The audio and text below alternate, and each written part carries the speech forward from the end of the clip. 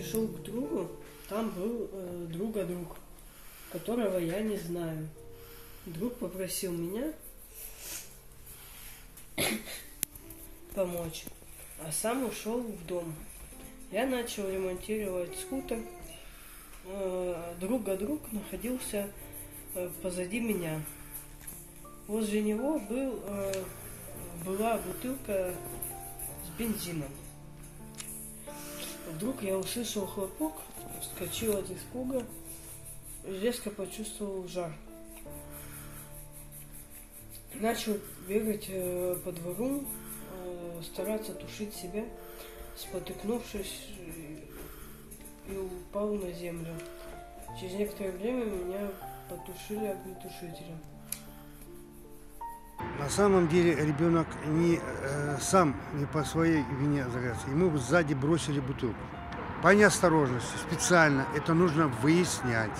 И, естественно, огромный вопрос, почему родители этого мальчика даже не пришли, не оказали ни пассивную помощь, хотя бы просто извинились, просто по-человечески поговорили бы, я бы понял. Этого не было. Раз этого не было, я буду идти до конца. Наш сын знал этого мальчика в течение 5 минут, ну, может, 10 минут. Говорить о том, что сделал намеренно, мы не можем. Но и опровергать это мы тоже не можем. Все выяснит следствие.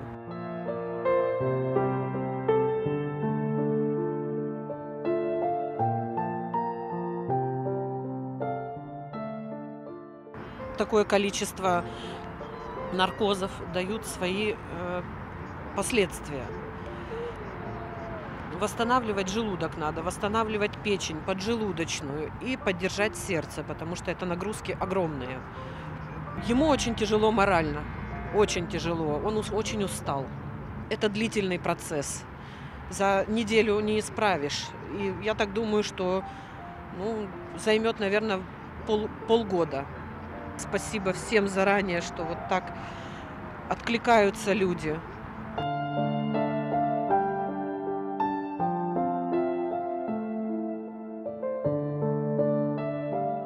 Сдала ПЦР-тест, меня допустили к ребенку, чтобы я могла за ним сама ухаживать.